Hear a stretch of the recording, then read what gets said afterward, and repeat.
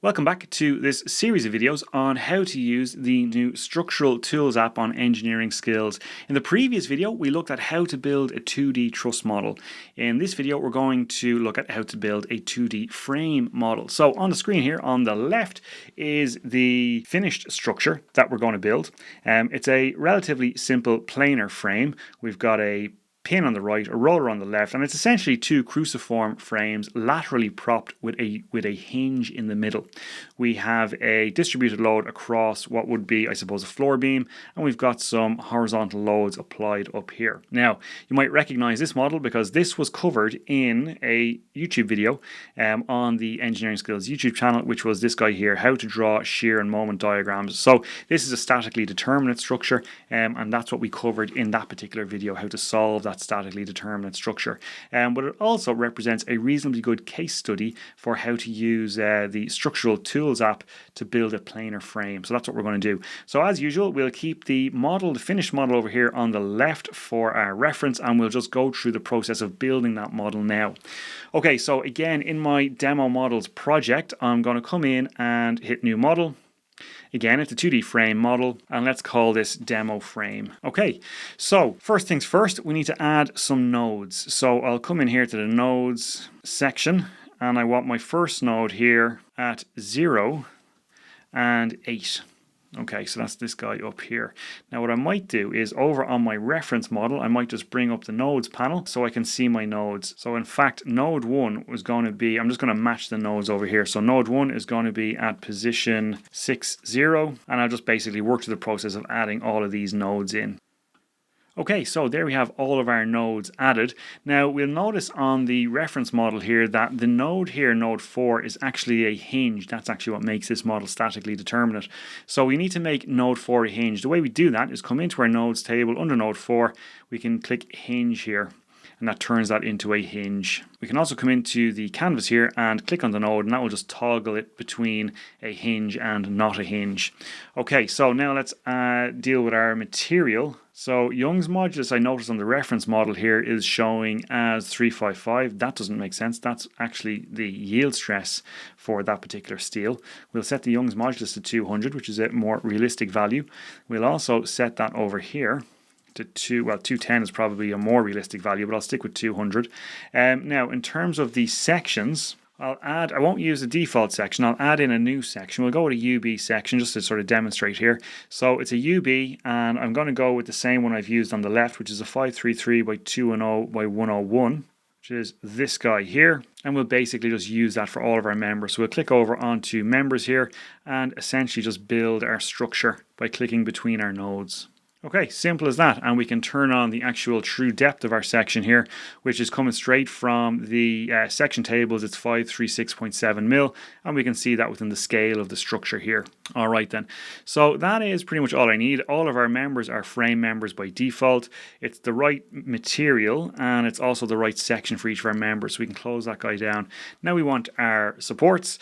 So our supports are going to be, let me see, we want a roller for this guy, we want a pin for this guy, and we want a roller, a horizontal, or rather a vertical roller for this guy here.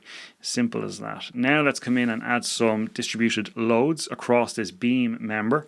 So our distributed load between node 3 and 4 is going to be 25 kilonewtons per meter. It's going across the full member of in each case. So we'll say, again, we'll just use a default dead load case. We'll say we want this over member E1. We can have distributed loads with linearly varying intensity, but in this case it's a uniformly distributed load, so we'll say minus 25 in the global Y direction, and we'll have the same thing for member 2. Now when we get on to member 3 and 4, they're negative 50, so we'll say for member 3 that's going to be a negative 50 and a negative 50. And for member 4, I'll just demonstrate here. We could have something like this, negative 50 going down to 0. That would be a distributed load of linearly varying intensity. But in this case, it's just going to be, well, not minus 500, minus 50. Okay, excellent. So that's all the distributed loads. Next, we just got to take care of the two horizontal point loads for nodes 7 and 8. So we can come on down, point load, again, dead load case. We want, that's for a point load in a span. That's not actually what we want. We want up here, we want nodal loads. So dead load on node 8, it's going to be in the x direction, and it's going to be a negative 75. And then on node 7, we want a negative 150. Okay, and that's our model built. So we'll close this guy down, just collapse this across a little, save our model and hit solve. Okay, excellent. So our model has solved. We can see our little check on global equilibrium is satisfied here. So everything is looking good. And we can just go in and start interrogating our results. Let's turn off the applied loads. They just confuse things. We've got our reactions, which we can also see on our reactions table down here. So let's turn those guys off. Quick look at the deflection, see if it makes sense. Okay, maximum deflection is exactly where we would expect it. So if we look at this, we've got the expected behavior at our hinge here, which is essentially breaking the structure at that location, or breaking the continuity of the structure at that location. We have our rotor allowing the node N1 here to go off to the left. And of course we have our vertical rotor here at node 6 allowing our structure to move vertically, but it's propping it laterally, which is the behavior we'd expect. And of course, because the largest magnitude load, point load, is at node 7 here, that's where we see the maximum displacement occurring. Okay, very good. Let's look at the bending moment diagram. So we'll turn everything else off. In fact, let's also turn off member labels and node labels just to keep this as clean as we can, and turn on the bending moment diagram and just scale it up a little bit so we can get to see what we're looking at here.